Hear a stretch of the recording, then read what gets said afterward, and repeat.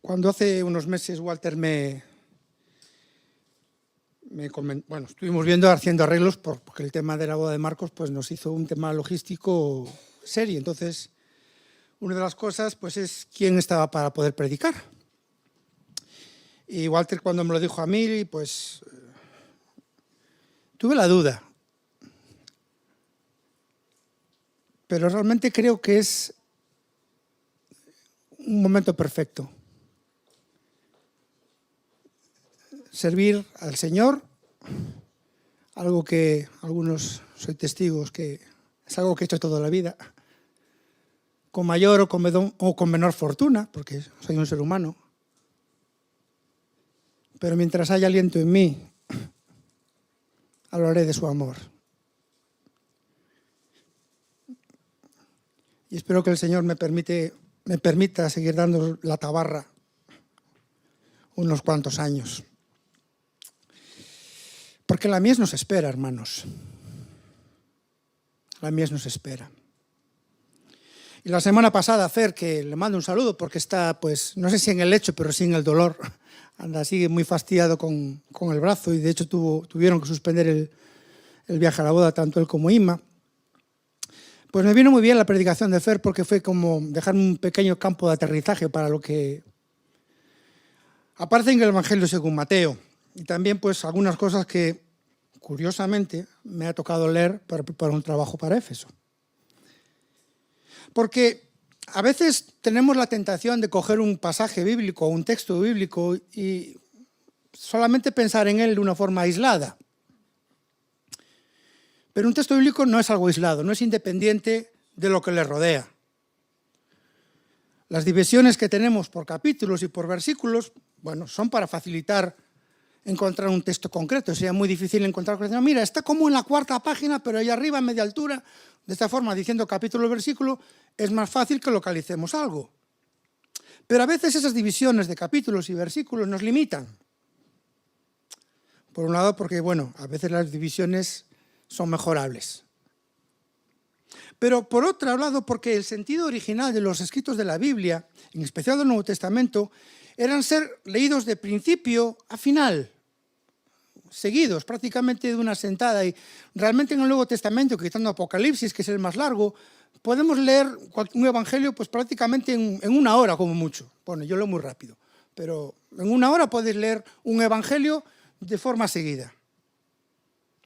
Y perdemos la visión general, perdemos el propósito del autor.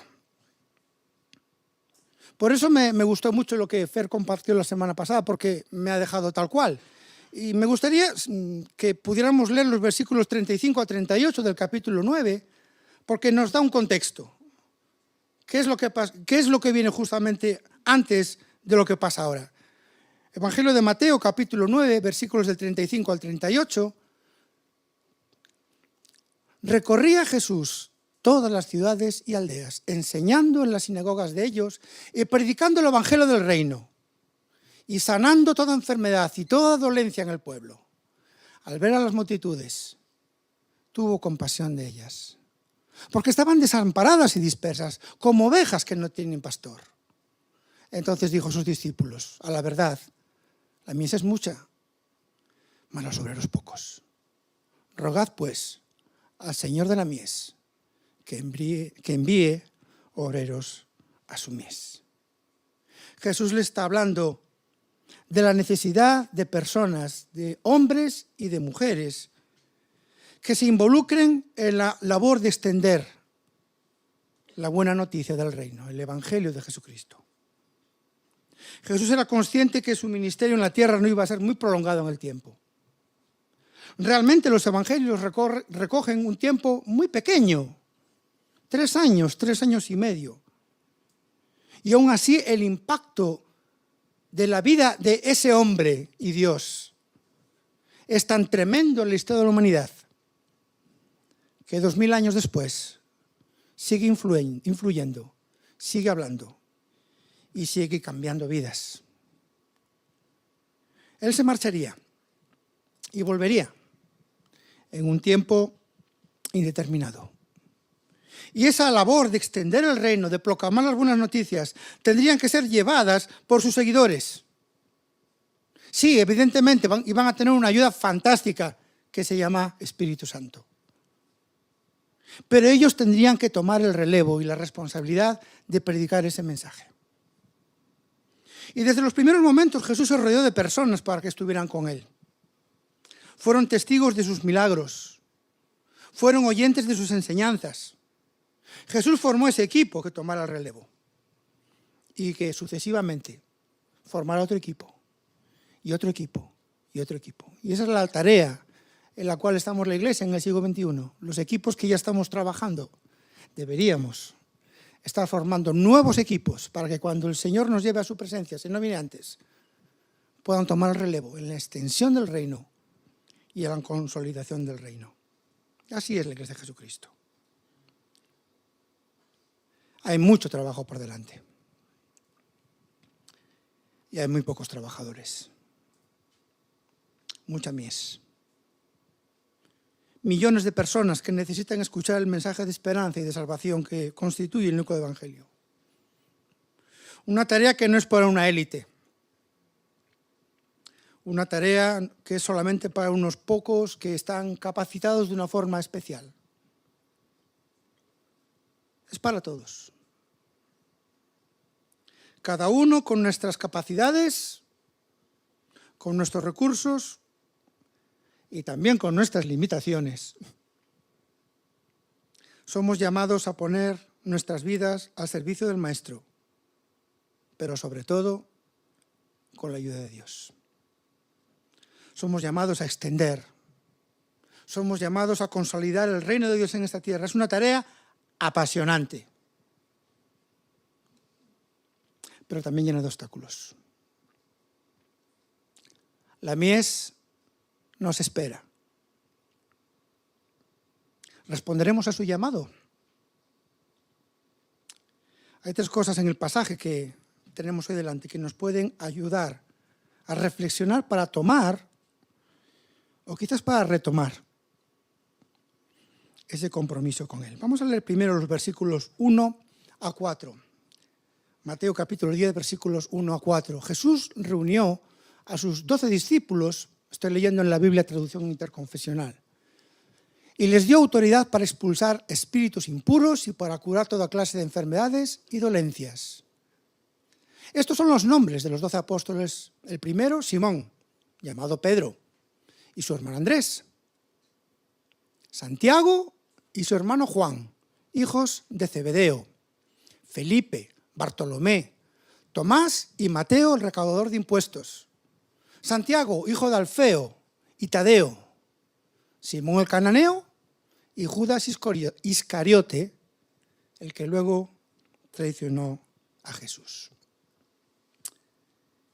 Al ver este relato, pues el título que le puse a este punto, unos individuos peculiares.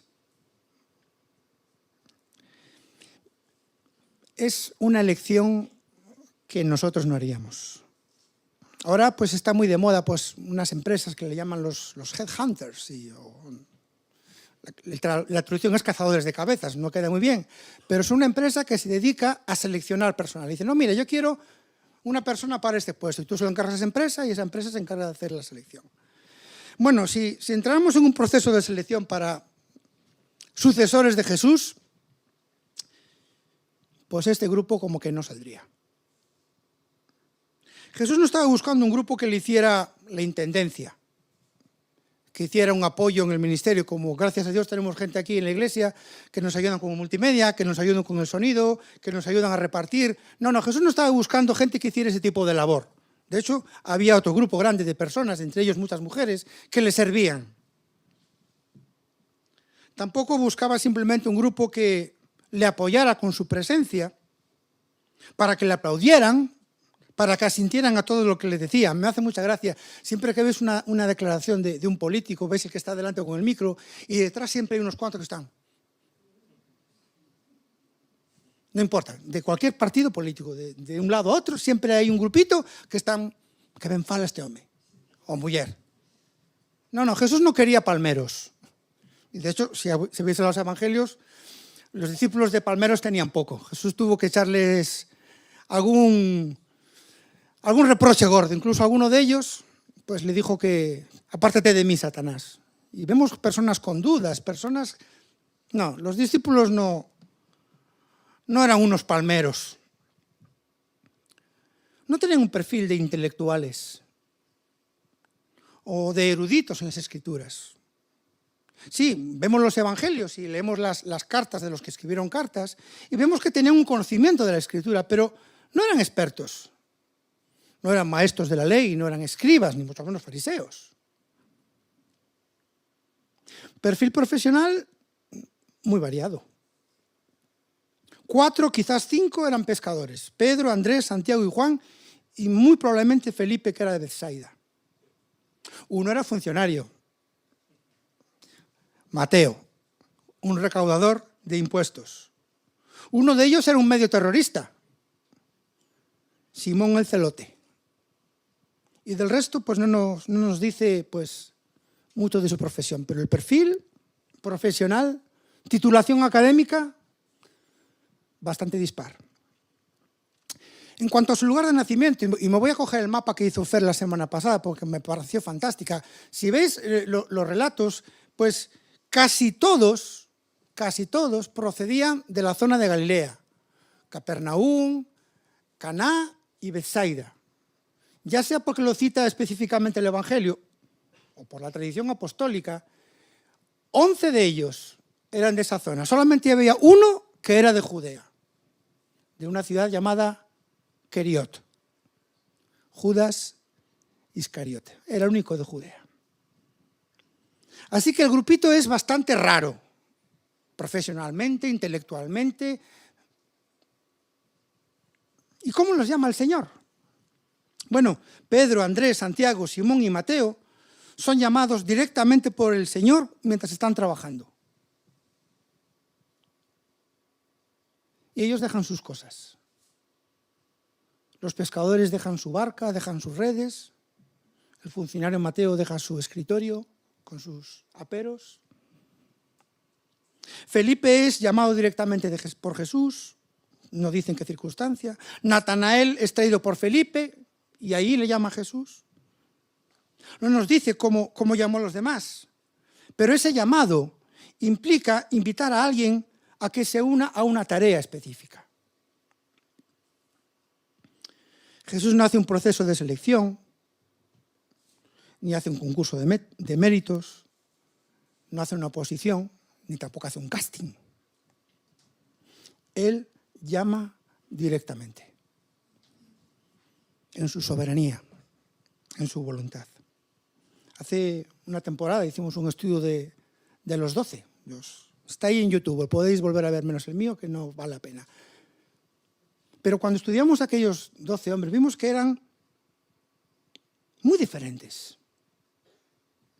Fortalezas, debilidades, puntos fuertes, cosas que tenían que mejorar y que el Señor tuvo que trabajar en ellos. No eran la crema y la nata de la sociedad. Y Jesús les llamó para ser sus discípulos. Y creo que este es un principio bíblico. No solamente de este pasaje, no solamente del Nuevo Testamento, sino de toda la Biblia. Un Dios todopoderoso que se complace en obrar a través de seres humanos muy limitados. Siempre que la selección se ha hecho con criterios meramente humanos, el resultado bíblico siempre ha sido un desastre. Quizás el caso más significativo es el del rey Saúl, ¿no? Un chico alto, guapo, un chico fuerte, un chico pues que tenía pinta de un rey. Y cuando eligieron rey la fastidiaron. Si los requisitos para ir a la mies fueran así, tener un título, tener una serie de características, tener un perfil determinado, si así fuera y la labor tuviera éxito, pues lo que diría Abraham, pues la gloria y el reconocimiento sería para nosotros. Pero no es así. Dios elige a personas limitadas, porque el poder es suyo, porque Él es el que abre y cierra puertas, porque Él es el que toca los corazones. Y al final, como tiene que ser, toda la gloria es para Él. Pablo lo expresa así en 1 Corintios capítulo 1, versículos 26 al 31. Basta, hermanos, con que os fijéis en cómo se ha realizado vuestra elección. No abundan entre vosotros los que el mundo considera sabios, poderosos o aristócratas. Al contrario, Dios ha escogido lo que el mundo tiene por necio para poner en ridículo a los que se creen sabios. Ha escogido lo que el mundo tiene por débil para poner en ridículo a los que se creen fuertes. Ha escogido lo sin importancia según el mundo, lo despreciable, lo que nada cuenta, para anular a quienes piensan que son algo. De este modo, ningún mortal podrá alardear de algo ante Dios, que os ha injertado en Cristo Jesús, convertido para vosotros en sabiduría divina, en fuerza salvadora, santificadora y liberadora. Así que, como dice la Escritura, si de algo hay que presumir, que sea de lo que ha hecho el Señor. La mies es para todos. Todos somos llamados a obedecer el llamado. Todos estamos capacitados porque no hay que estar capacitados. Todos somos válidos porque ninguno de nosotros somos válidos. Todos podemos porque es Cristo quien puede en nosotros. Y en nuestra iglesia, en nuestra congregación, somos un grupo de personas que, bueno, yo os miro a vosotros y os veo mucho más capacitados. Pero seguro que tú piensas lo mismo del de al lado. Yo cuando cantaba esta canción, bueno, yo soy quien dices que soy. En tu casa hay sitio para mí, pero para mí, hombre, para Abraham sí. No va a haber sitio para Abraham. Bueno, él dice que no, pero imagino que pensaría lo mismo. Y cuando estamos en el servicio, dice, bueno, pues, pero Señor, ¿yo qué pinto aquí? Si yo soy, sabes que soy un desastre. Nadie me conoce mejor que tú. Tú sabes mis conflictos, tú sabes mis contradicciones, tú sabes mis luchas, pero usa a otra persona. Y el Señor dice, no. Mi poder se perfecciona en tu debilidad. Así que, hermanos, hermanas, aunque somos un pequeño pueblo muy feliz y muy peculiar, todos, cada uno de nosotros y de nosotras, somos llamados a la mies, a extender, a consolidar el reino de Dios, porque quizás no eres evangelista, pero hay muchas cosas que puedes hacer para el Señor. Allá atrás, de aquella puerta para atrás, están consolidando el reino de Dios de una forma fantástica. Hay mucho que hacer en la iglesia, hermanos. Unos individuos peculiares. En segundo lugar, vamos a leer versículos del 5 al 15. Jesús envió a estos 12 con las siguientes instrucciones. No vayáis a países paganos, ni entréis en los pueblos de Samaria. Id más bien en busca de las ovejas perdidas de Israel. Id y anunciarles que el reino de los cielos está ya cerca. Curad a los enfermos, resucitad a los muertos, limpiad de su enfermedad a los leprosos, expulsad a los demonios. Pero hacedlo todo gratuitamente, puesto que gratis recibisteis el poder. No llevéis oro, plata ni cobre en el bolsillo, ni zurrón para el camino, ni 2 trajes, ni zapatos, ni bastón, porque el que trabaja tiene derecho a su sustento. Cuando lleguéis a algún pueblo o aldea, averiguad qué persona hay allí digna de confianza y quedaos en su casa hasta que salgáis del lugar. Y cuando entréis en la casa, saludad a sus moradores. Si lo merecen, la paz de vuestro saludo quedará con ellos. Si no lo merecen, la paz se volverá a vosotros. Y si nadie quiere recibiros ni escuchar vuestra palabra, entonces abandonad aquella casa o aquel pueblo y sacudíos el polvo pegado a vuestros pies. Os aseguro que en el día del juicio, Sodoma y Gomorra serán tratadas con más clemencia que ese pueblo. Unas instrucciones precisas. Jesús no los envía así sin más. Venga, va, adelante. No. Voy a deciros un par de cosas importantes. Más adelante Jesús les va a decir que les serán testigos en Jerusalén, en Judea, en Samaria y en el resto de la tierra. Por aquí les dice, no, vamos a ceñirnos, vamos a empezar por lo que está más cercano. Vamos a pensar en las ovejas perdidas de la casa de Israel. Ni tan siquiera vayáis a Samaria. Ya sabéis que los samaritanos pues los tenían, pues, por decirlo así, en segunda división, por no decir tercera o primera federación. Es cierto que encontramos relatos donde Jesús habla con samaritanos, donde Jesús trata con gentiles, pero su ministerio, de una forma muy mayoritaria, tenía que ver primeramente con Israel, y ahí los manda el Señor. Y el Señor les dice lo que tienen que hacer. Y si estuvisteis atentos a la predicación de la semana pasada, y si no la volvéis a ver, veréis que exactamente les dice lo mismo. Solo hay una diferencia. No les dice que vayan a perdonar pecados. Es interesante. Jesús más tarde, Juan capítulo 20, versículos 22-23, les habla, entre comillas, del poder que tendrán de remitir pecados. Pero aquí no les manda eso. Es interesante también que tampoco encontramos ningún pasaje en el Nuevo Testamento, después de Juan 20, donde los apóstoles perdonen los pecados. Invitan a las personas a acercarse a Jesús para que reciban el perdón de los pecados. Solo Dios puede salvar. Solo Dios puede perdonar. Y si volvéis al capítulo 9, por eso me parece tan importante el contexto, antes de curar al paralítico, Jesús le perdona los pecados y los maestros de la ley se vuelven locos. Dice, bueno. ¿Pero cómo se atreve este hombre a perdonar pecados? Eso solamente puede hacerlo Dios. Jesús era fino. Jesús sabía lo que hacía, sabía lo que decía, cada gesto, cada palabra no era fruto del azar. Jesús estaba reclamando, solo yo, solo Dios puede perdonar pecados.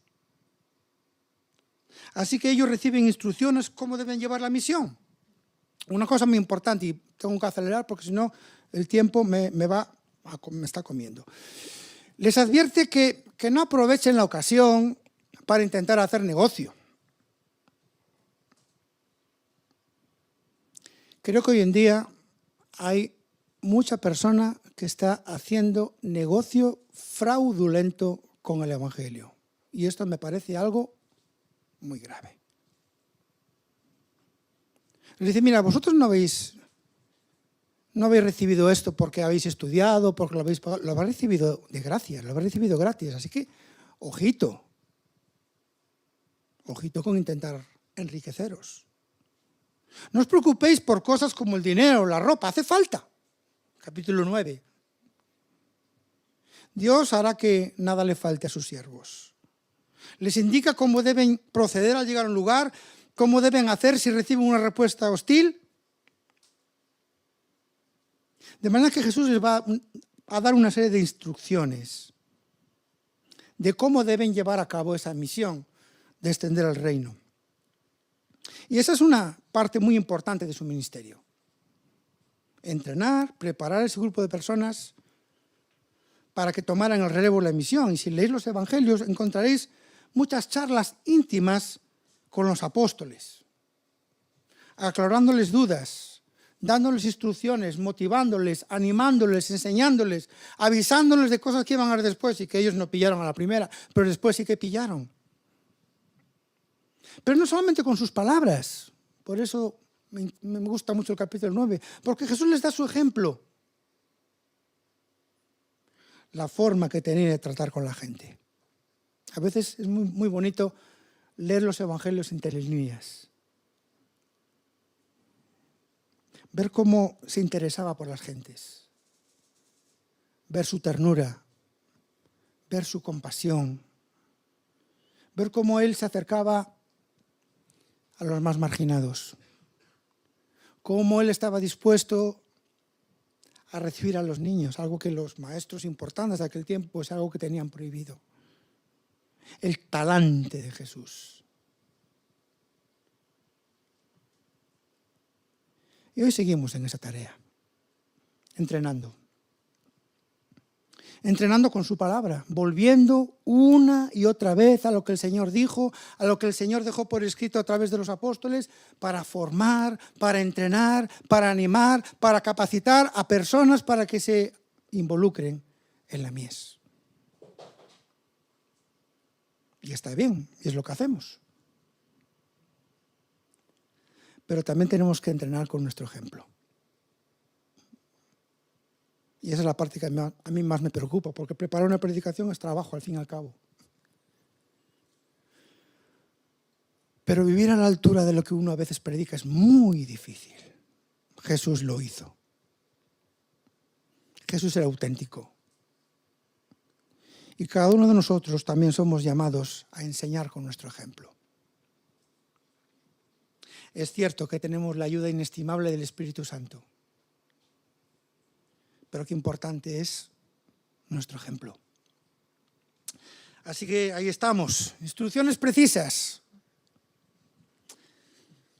Versículos 16 al 42 es la parte más larga, pero es la parte que quizás es más fácil de entender por todos. Creo que es un lenguaje bastante entendible. Mirad,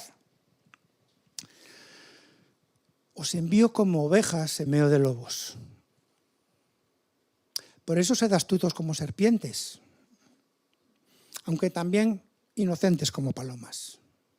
Tened cuidado con la gente, porque se entregarán a las autoridades y os azotarán en sus sinagogas. Por causa de mí, os llevarán ante gobernadores y reyes, para que deis vuestro testimonio delante de él y de los paganos. Pero cuando se entreguen las autoridades, no os preocupéis de cómo habéis de hablar o qué habéis de decir, pues en aquel momento Dios os sugerirá las palabras oportunas. No seréis vosotros quienes habléis, sino que el Espíritu de vuestro Padre hablará por vosotros. Los hermanos entregarán a sus hermanos y harán que los maten. Los padres entregarán a sus hijos y los hijos se levantarán contra sus padres y los matarán. Todos os odiarán por causa de mí, pero el que se mantenga firme hasta el fin se salvará. Cuando os persigan en una ciudad, huid a otra. Pues os aseguro que el Hijo del Hombre vendrá antes de que hayáis recorrido todas las ciudades de Israel. Ningún discípulo es más que su maestro, ni ningún criado es más que su amo. Bastante es que el discípulo llegue a ser como su maestro y el criado como su amo. Si han llamado Belcebú al amo de la casa, ¿qué no dirán de sus familiares? No tengáis miedo a la gente. Porque no hay nada secreto que no haya de ser descubierto, ni nada oculto que no haya de ser conocido. Lo que yo os digo en la oscuridad, decidlo vosotros a plena luz. Y lo que escuchéis en secreto, pregonadlo desde las terrazas. No tengáis miedo de los que pueden matar el cuerpo, pero no pueden matar el alma. Más bien tened miedo de aquel que puede destruir el cuerpo y el alma en la gehenna, en el infierno. ¿No se venden 2 pájaros por muy poco dinero? Sin embargo, ninguno de ellos cae a tierra si vuestro Padre no lo permite. Pues bien, vosotros tenéis contados hasta el último cabello de la cabeza. Así que no tengáis miedo. Vosotros valéis más que todos los pájaros. Todo aquel que se declara en mi favor delante de los demás, yo también me declaré a favor suyo delante de mi Padre que está en los cielos. Y al contrario, si alguien me niega delante de los demás, yo también lo negaré a él delante de mi Padre que está en los cielos. No creáis que he venido a traer la paz al mundo. He venido a traer paz. No he venido a traer paz, sino guerra. Porque he venido a poner al hijo en contra de su padre, y a la hija en contra de su madre, y a la nuera en contra de su suegra. De manera que los enemigos de cada uno serán sus propios familiares. El que no quiera a su padre o a su madre más que a mí no es digno de mí. El que no quiera a su hijo o a su hija más que a mí no es digno de mí. Y el que no está dispuesto a tomar su cruz para seguirme tampoco es digno de mí. El que quiera salvar su vida la perderá. Pero el que por causa de mí la pierda, ese la salvará. El que os reciba a vosotros es como si me recibiera a mí. Y el que me reciba a mí es como si recibiera al que me envió. El que reciba a un profeta por tratarse de un profeta tendrá la recompensa que corresponde a un profeta. Y el que reciba a un justo por tratarse de una persona justa tendrá la recompensa que corresponde a una persona justa. Igualmente, el que dé un vaso de agua fresca al más insignificante de mis discípulos, precisamente por tratarse de un discípulo mío, os aseguro que no quedará sin recompensa. Unas implicaciones presentadas. Yo no sé si os ha pasado alguna vez de comprar alguna cosa y luego al llegar a ver que no era y darte cuenta que el problema es que no habías leído la letra pequeña. Pasa muchas veces en los anuncios de la tele, ¿no? Y de repente pasa una cosa muy rápida y tú no lees nada. Sobre todo pasa con los productos farmacéuticos, ¿no? Pasan así, aparecen abajo y aquello o con los préstamos de los bancos. A mí me llega seguido. Ya tienes tu préstamo de 6.000 euros prácticamente concedido. Y luego la letra pequeña, aquello pues no hay que... ¿Os ha pasado, no? Letra pequeña. Jesús puede decir, bueno, venga, adelante muchachos, a por ellos. Y luego estrellarse y decirle, Señor, pero no nos dijiste nada. Jesús les avisa. Jesús les advierte que la tarea que tienen por delante va a ser difícil, va a ser complicada, va a estar llena de dificultades, de problemas y que quizás incluso, como le pasó a él, les puede llevar a la muerte. Les envía como ovejas en medio de lobos. Puede decir, bueno, os envío como tigres en medio de lobos. Dice, bueno, va a haber lucha, pero no, como ovejas en medio de lobos. La lucha es muy desigual. Bajo el prisma humano, la situación es absolutamente vulnerable de indefensión. Yo os envío como ovejas en medio de lobos. Y vosotros en ese caso tenéis que ser astutos como las serpientes, actuar con sabiduría, actuar con cautela. Pero tenéis que ser sencillos, tenéis que ser íntegros, tenéis que actuar sin ningún tipo de malicia, sin ningún tipo de segunda intención, como las palomas. La lucha es desigual, pero no juguéis con sus mismas armas. Vosotros no sois de este mundo. Nosotros no peleáis como ellos. Son lobos, sí. Sois ovejas, también. Va a haber mucha persecución.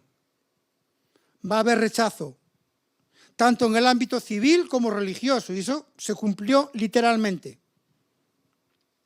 Acusados de forma injusta, de forma implacable. Y curiosamente dice, bueno, eso servía para dar testimonio. Y cuando acudimos sobre todo al libro de los Hechos, vemos como incluso los juicios más terribles fueron una oportunidad que los siervos del Señor, Esteban, Pablo y otros, utilizaron para dar testimonio de su fe delante de los poderosos. Les dice, pues no os desaniméis. Cuando lleguéis a esa situación, no os preocupéis porque el Espíritu Santo os va a dirigir. A veces he escuchado este pasaje hablando que no había que preparar las predicaciones, lo que decimos del texto fuera de su contexto. Dicen, no, tú no prepares la predicación porque cuando subes ahí arriba el Espíritu Santo ya te dirá lo que tienes que decir. Bueno, yo creo que es una excusa fantástica para gente pues un poco cuidadosa, por decir algo, ¿saben? No voy a decir una palabra fuerte porque luego las redes están ahí. Pero a veces pues vestimos con una pátina de espiritualidad nuestra negligencia. Pero aquí les está hablando de dar testimonio delante de las autoridades cuando son en juicio a causa de defender la fe de Jesucristo. Y les dice algo muy terrible. Les dice, mira, vuestra familia van a ser los primeros que os van a perseguir. Padres contra hijos, hijos contra... Bueno, lo de nueras contra suegras, pues bueno, entra un poco dentro de la cultura habitual, ¿no? Bueno, yo a mi suegra me llevo muy bien con ella, no tengo nada que decir. Pero habla de algo tan difícil como ser perseguido por tu propia familia.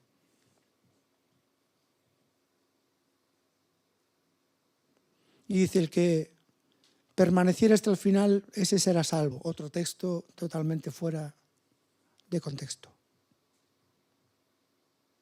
Si vives como una oveja en medio de lobos, perseguido, acusado, sufriendo la presión de tu familia y perseveras, solamente es posible porque eres salvo. Si no eres salvo, si no eres del Señor, vas a decir, mira, esto no es para mí, esto me está trayendo demasiados problemas, yo me apunté aquí equivocado. No. Si eres salvo, si el Señor ha cambiado tu vida, Él te va a dar fuerzas de una forma sobrenatural para aguantar situaciones que jamás hubieras pensado que serías capaz de aguantar. Y Jesús les da ánimo en medio de la prueba. Le dice, mira, no os extrañe que os trate mal, porque es que a mí me trataron fatal. Si yo soy el maestro y vosotros sois mis discípulos, vais a recibir como mínimo lo mismo que recibí yo. Os van a insultar, os van a llamar Belcebú. Es interesante porque es una palabra despectiva que los israelitas lo usaban para referirse al dios Baal, a los idólatras, y que luego acabaron usando para referirse a Satanás. Es decir, a Jesús le dijeron, por el príncipe de los demonios echa los espíritus. Bueno, vosotros van a decir que sois Belcebú, o que sois idólatras, o que estáis endemoniados. No tengáis miedo. En los versículos 24 a 33 aparece 3 veces esta expresión. No tengáis miedo, no tengáis miedo, no tengáis miedo. Porque somos valiosos delante de los ojos de Dios. Incluso yo. Dice que Él tiene contados los pelos de mi cabeza, cada vez lo tiene más fácil. Pero Dios se ocupa de mí. Y cada uno de nosotros somos más valiosos que todos los pájaros, por bonitos que sean. Incluso ante la presión, pues, podemos pensar, bueno, Señor, yo no puedo seguir aquí. Y Él dice, mira, lo importante no es lo que pase en el más acá. Lo importante no es lo que pase con tu vida física aquí en la tierra, sino lo que va a pasar con tu vida espiritual en el más allá. Hay que pagar un alto precio. Seguir a Jesús va a causar división incluso en las familias, porque su mensaje exige decisiones muy profundas, decisiones vitales que van a chocar con aquellos que no las comparten con nosotros. No es que sea la intención de Jesús, pero sí que es una consecuencia inevitable. Y a veces pueden ocurrir situaciones donde tendremos que elegir entre el Señor y nuestra familia, o nuestros amigos. Y la situación va a ser complicada. El Señor dice, tenéis que estar dispuestos a priorizar sobre cualquier relación, sobre cualquier cosa en la vida. Yo tengo que ser el primero. Jesús no reclama ser un digno número 2. Dice, bueno, vale, mire, primero la familia, bueno, yo con el 2 estoy bien. Dice, no. Yo soy el 1. Aunque eso implique, como dice él, cargar con una cruz el resto de nuestras vidas. ¿Cuántos yo gracias a Dios, nací en una familia evangélica y no he tenido ese problema? O no he tenido esa situación. Pero sé que algunos de vosotros habéis nacido porque el Señor lo ha permitido así en una familia que no es cristiana y que al seguir al Señor, os habéis encontrado con oposición. Quizás algún familiar que ha dejado de hablaros. Es una cruz. El Señor promete que va a estar con nosotros. Priorizarlo todo por seguirle a Él. Seguir a Jesús es una paradoja. Encontrar la vida verdadera muchas veces requiere perderla, dejando nuestros deseos egoístas, dejando nuestras prioridades, dejando nuestros hobbies, que también son lícitos. Yo estaría a lo mejor ahora haciendo deporte, o viendo series, o leyendo un libro, o paseando con los amigos, que no está mal, todo tiene su sitio. O a veces, literalmente, perder nuestra vida. Jesús perdió su vida para bendecirnos a nosotros. Cada uno de los apóstoles, menos Juan, perdieron su vida en la extensión del Evangelio. El relato de los hechos, los relatos de las cartas están repletos de hombres y de mujeres que tuvieron que pagar con su vida el precio de llevar la cruz. Y tenemos aquella galería de Hebreos capítulo 11, donde nos habla de aquellos muchos que fueron torturados de una forma terrible por su fe. Pero también hay una recompensa, hay una advertencia. Bueno, la que os aguarda es fina, pero hay recompensas. Va a haber personas que os van a ayudar.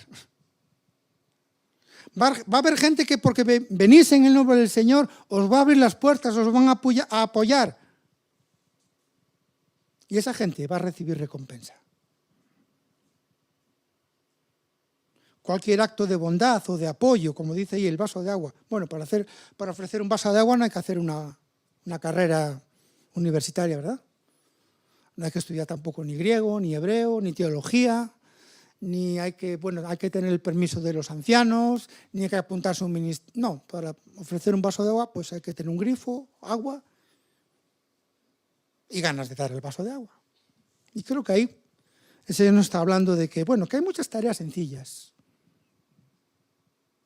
que pueden ser realizadas por cualquier persona sin ninguna preparación específica, pero que son tremendamente reconfortantes. El día 1 andábamos de paseo por ahí, por la isla de Rousa, y teníamos un calor, y dije, os dije de traer agua. Pues si hubiera alguien con agua fresca allí, pues lo hubiera agradecido un montón. Qué bien nos hace un vaso de agua fresca cuando tenemos calor. Bueno, pues qué bueno es cuando a veces una persona se acerca a nosotros y nos dice, a veces 2 palabras, como reconforta. Hay una recompensa para quien sirve, para quien ayuda, que está en el servicio. Así que el Señor, pues, advierte, va a haber problemas, va a haber dificultades. La mies nos espera, a mí y a ti.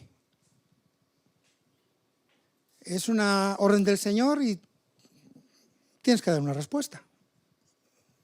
Es una respuesta personal e intransferible. El Señor quiere que le sirvas, no importa lo que eres. Si hasta me ha usado a mí, puedo usar a cualquiera. Si ha usado a los apóstoles, Él puede utilizar a cualquiera. Si incluso en el Antiguo Testamento vemos como el Señor incluso utilizó un burro para hablar, el Señor puede usar a cualquiera. Solamente quiere personas dispuestas a escuchar su llamado. Un Señor que nos quiere enseñar con su palabra, con su ejemplo. Un Señor que nos advierte de las dificultades, pero que nos dice, no temas. Yo estoy contigo, yo tengo el control. ¿Estás dispuesto? Os puedo decir, después de 60 años de vida, que el Señor es fiel. Que el Señor nunca me ha fallado. Que a pesar de las dificultades, de los conflictos, de mis muchísimas carencias, siempre he podido sentir su mano. Siempre he podido escuchar su voz, incluso en los momentos más oscuros. Así que si te sirve de algo de mi testimonio, ven, súmate al equipo. Ven a la mies. Trabajemos juntos para el Señor, para su gloria, para extender el reino, para consolidar el reino, para que muchas más personas puedan estar en esa fiesta de boda tan fantástica que el Señor está preparando y a la cual muy pronto nos iremos.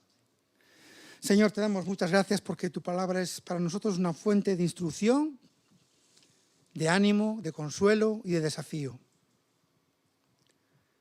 Señor, envía obreros a tu mies. Aquí estamos. No somos mucha cosa. No somos ni muy sabios, ni muy ricos, ni muy... No somos nada, Señor, pero tú lo eres todo. Y lo importante no es la herramienta, sino el artesano. Y tú, Señor, eres el Dios Todopoderoso que ha creado los cielos y la tierra con todas las maravillas que podemos saber. Así que en tus manos nos ponemos, Señor, sabiendo que somos más que vencedores, no por nosotros, sino por medio de aquel que nos amó.